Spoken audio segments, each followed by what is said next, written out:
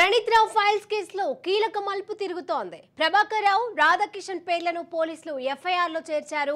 ప్రణీత్ రావు phone tapping లో ప్రభాకర్ రావు, రాధాకిషన్ రావులే కీలక సంస్థదారులుగా గుర్తించారు. వీరిద్దరూ చెబితేనే ప్రణీత్ రావు ట్యాపింగ్ చేశారు. ట్యాపింగ్ చేసిన సమాచారాన్ని ప్రభాకర్ రావుకు ఎప్పటికప్పుడు ప్రణీత్ రావు అందించారు. రాజకీయ నాయకులు, వ్యాపారుల ఫోన్ నంబర్లను ప్రణీత్ రావు చేతికిచ్చారు.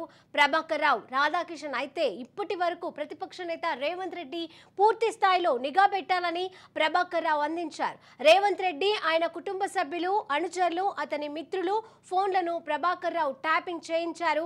ఇక దీనికి సంబంధించిన ప్రతి సమాచారాన్ని ప్రభాకర్ రావుకు ప్రణీత్ రావు చేరవేశారు.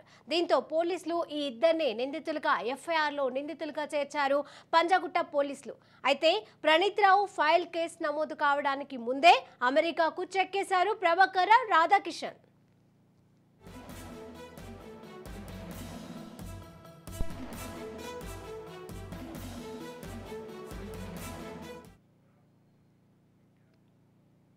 అయితే రాధాకిషన్ రావు లీలలు ఒక్కొక్కటిగా బయటపడుతున్నాయి. రాధాకిషన్ వేధింపులు తట్టుకోలేక కాంగ్రెస్ లీడర్ శ్రీధర్ రెడ్డి ఆత్మహత్య చేసుకున్నాడు. సూసైడ్ నోట్లో మల్కాజ్గిరి ఏసీపీ రావు పేరు రాసి శ్రీధర్ రెడ్డి ఆత్మహత్య చేసుకున్నాడు. రాధాకిషన్ పై 306 ఐపీసీ ఎఫ్ఐఆర్లు నమోదు చేశారు ఉప్పల్ పోలీసులు. ఇక నిందితుడిగా ఉన్న కేసును ఇన్వెస్టిగేషన్ చేసి క్లోజ్ చేసుకున్నాడు.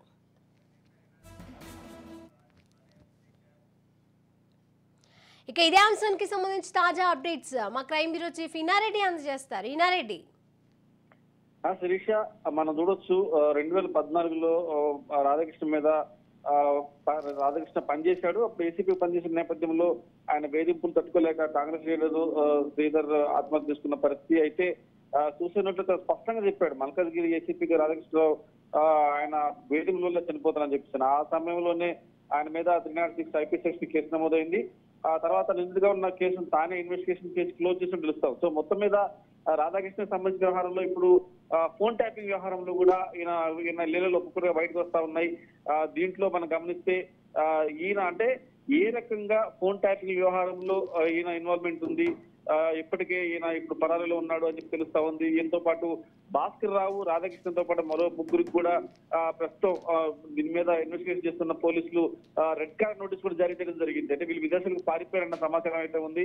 మరి ఇలాంటి అధికారులకు సంబంధించి గతంలో టాస్క్ ఫోర్స్ లో ఉన్నప్పుడు కూడా చాలా అక్రమాలకు పాల్పడ్డారు. తర్వాత చాలా మందిని అక్రమంగా నిర్బంధించి వేధించారు అని చెప్పేసి దాంట్లో ఎక్కువగా బీఆర్ఎస్ నాయకులు చెప్పిన కాంగ్రెస్ లీడర్స్ ఎవరైతే వాళ్ళందరూ కూడా వేధింపులు గురి చేశారని చెప్పేసి అన్న నేపథ్యంలో అనేకమైన ఆరోపణలు వచ్చింది. మీరు శ్రీధర్ విషయం ఆల్రెడీ మనం చూస్తూనే ఉన్నాం. ఇదే కాకుండా ఇలాంటి చాలా ఇష్యూలు బయటకు ఉన్నాయి. దీంట్లో ఫోన్ ట్యాపింగ్ వ్యవహారంలో కూడా ఆయన ఇన్వాల్వ్మెంట్ ఉంది. ఈయన చాలా మంది ఫోన్లను ట్యాప్ చేసి తర్వాత వాళ్ళని వేధించారని చెప్పిన సమాచారం మేరకు, ప్రణీత్ రావు ఇచ్చిన సమాచారం మేరకు రాధాకృష్ణ మీద కూడా కేసు నమోదు తెలుస్తా ఉంది. ఆయన కోసం ప్రస్తుతం రెడ్ కార్డ్ నోటీస్ కూడా జారీ చేశారు. అంటే ఈ ప్రణీత్ రావు అండ్ కోక్ సంబంధించి సహకారం ఏంటి, ఈయన కూడా చాలా మందిని ఈ ఫోన్ ట్యాప్ వ్యవహారంలో లిస్ట్ చేసిన తర్వాత వాళ్ళు ఫాలో అవడము, వాళ్ళ అక్రమంగా నిర్బంధించడం లాంటి వ్యవహారాలు కూడా నడిపించినట్టు కూడా ఆయన మీద పలు ఆరోపణలు వస్తా ఉన్నాయి. మొత్తం మీద రాధాకృష్ణ లీలలో సంబంధించిన వారిని కూడా పోలీసులు చాలా సీరియస్ గా తీసుకుని ఇన్వెస్టిగేషన్ చేస్తున్న తెలుస్తా ఉంది. Sirisha, right, thank you Inareddy.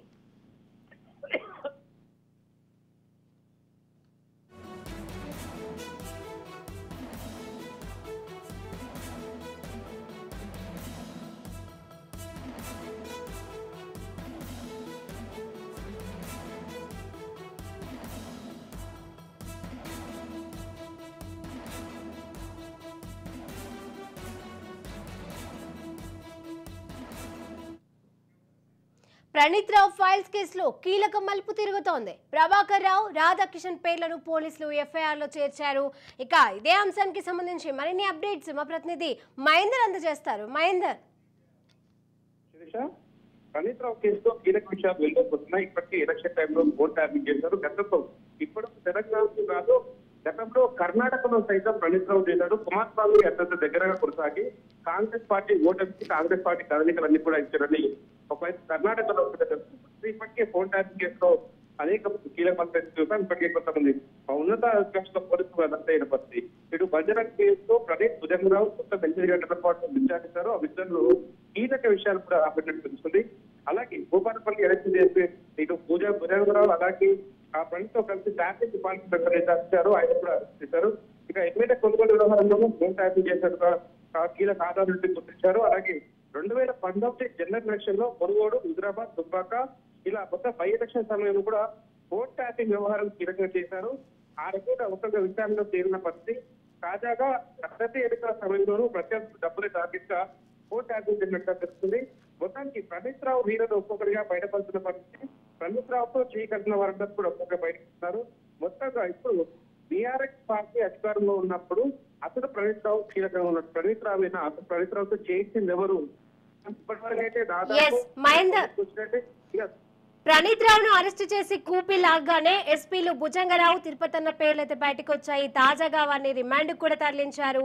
అయితే సైలెంట్ గా దీని వెనుక ఉన్న పెద్ద తలకాయలను బయటకి లాగాలని ప్రభుత్వం ఏమైనా చూస్తోందా? ఇప్పటి వరకైతే భుజంగరావు గారు పేరు వరకే వచ్చిన పరిస్థితి. భుజంగరావు ఈ ఉన్నతాధికారుల వరకు వచ్చింది. ఈ విచారణతో ఆగే పరిస్థితి లేదని చెప్పొచ్చు.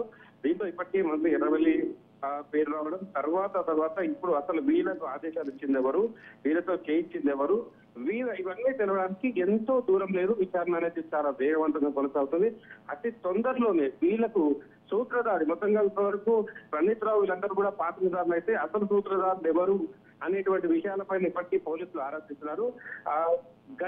రోజులు కూడా కావచ్చు, గంటల వ్యవధిలోనే ఇదంతా కూడా బయటపడే అవకాశం ఉంది. బీఆర్ఎస్ లో అధికారంలో ఉండగా పేరు మోసిన నేతలు చాలా వరకు కూడా ఒక పాపులారిటీ ఉంది. అలాగే మొత్తం శాసించేది మేము అనేటటువంటి చెప్పిన నేతల పేర్లు బయటపడేటట్టు ఇప్పటికే పోలీసులు చెప్తున్న పరిస్థితి ఉంది. ఒక్కొక్కరుగా అప్పుడుగా మారి పూర్తి వివరాలు కూడా సహకరిస్తున్నారు. ఇటు పోలీసుల వ్యవహారంలో ఎవరు కూడా ప్రణీత్ రావుతో మొదలైనటువంటి ఈ విచారణ ఇప్పటి వరకు ఏసీపీలు అడిషనల్ ఎస్పీలు వీరంతా వరకు కూడా వెళ్ళిపోయిన పరిస్థితి. ఇప్పుడు బీఆర్ఎస్ నేతల మెడలకు చుట్టుకునే అవకాశం ఖచ్చితంగా కనిపిస్తుంది. వ్యాపారులు పొలిటికల్ గా వీళ్ళే టార్గెట్ గా మొత్తంగా వ్యవహారం కొనసాగిన పరిస్థితి.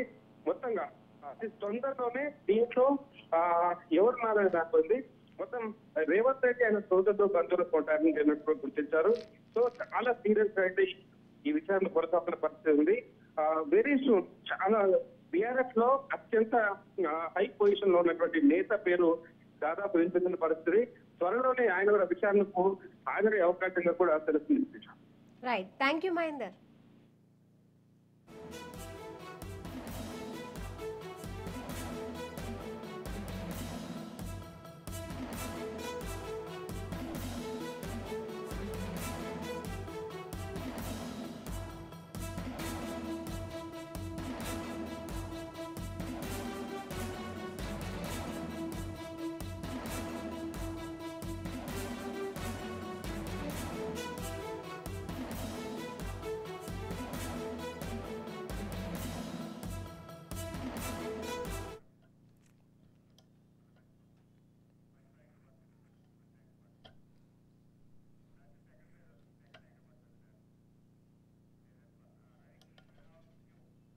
ప్రణీత్ రావు ఫైల్స్ కేసులో అయితే కీలక మలుపులు తిరుగుతున్నాయి. ఇక ప్రభాకర్ రావు, రాధాకిషన్ పేర్లను పోలీసులు ఎఫ్ఐఆర్లో చేర్చారు. ప్రణీత్ రావు ఫోన్ ట్యాపింగ్ లో ప్రభాకర్ రావు, రాధాకిషన్ రావులే కీలక సంస్థదారులుగా గుర్తించారు. వీరిద్దరు చెబితేనే ప్రణీత్ రావు ట్యాపింగ్ చేశారు. ట్యాపింగ్ చేసిన సమాచారాన్ని ప్రభాకర్ రావుకు ఎప్పటికప్పుడు ప్రణీత్ రావు అందించారు. ఇక రాజకీయ నాయకులు, వ్యాపారుల ఫోన్ నంబర్లను ప్రణీత్ రావు చేతికిచ్చారు ప్రభాకర్ రావు, రాధాకిషన్. అయితే అప్పటి ప్రతిపక్ష నేత రేవంత్ రెడ్డిపై పూర్తి స్థాయిలో నిఘా పెట్టాలని ప్రభాకర్ రావు అందించారు. ఇక ఇలాంటి మరిన్ని తాజా అప్డేట్స్ మా పొలిటికల్ ఎడిటర్ అరవింద్ అందజేస్తారు. అరవింద్. శిరీష, ప్రణీత్ రావు కస్టడియన్ విచారణ క్రమంలో చాలా కీలకమైనటువంటి విషయాలు బయటకు వచ్చినాయి. అందులో ప్రధానమైనటువంటి పేరు రాధాకిషన్ రావుకు సంబంధించింది. రాధాకిషన్ రావు గతంలో ఆయన మొత్తంలో ఏసీపీగా పనిచేసేటటువంటి సందర్భంలో కూడా ఒక కేసు నమోదైంది. ఆ కేసు ఆయనే ఇన్వెస్టిగేషన్ ఆఫీసర్ గా ఉండి ఆ కేసుని త్వరగా తొలగించుకున్నారు అనేటటువంటి విమర్శలు కూడా ఉన్నటువంటి పరిస్థితి. ఇక్కడి నుంచి మొదలు పెడితే రాధాకిషన్ రావు గతంలో చాలా కీలకమైనటువంటి విషయాల్లో ఆయనకు సంబంధించిన వ్యవహార శైలి, ఆయనకు సంబంధించినటువంటి ఏదైతే డ్యూటీకి సంబంధించినటువంటి విషయాల్లో ఆయన పోలీస్ శాఖని దుర్వినియోగం చేశారు అనేటటువంటి విమర్శలు ఉంది. ఆ క్రమంలోనే దుబ్బాక ఏదైతే ఉప ఎన్నిక జరిగిందో దుబ్బాక ఉప ఎన్నిక సందర్భంగా ఆయనని చాలా ఇబ్బందులు పెట్టారు. అక్కడ బీజేపీ అభ్యర్థి అయినటువంటి రఘునందన్ రావుని చాలా ఇబ్బంది పెట్టేలాగా ప్రవర్తించారు. రకరకాల కేసుల్లో ఇబ్బంది పెట్టారు. దానికి ఆయనకు సంబంధించినటువంటి మొబిలిటీని ఆయన తిరిగే విధానాన్ని ఆయనకు సంబంధించిన ఆర్థిక వ్యవహారాన్ని అన్నింటినీ ట్యాప్ చేసి ఇబ్బందులు పెట్టారు అనేది ప్రధానమైనటువంటి ఆరోపణ ఉన్నది శిరీష.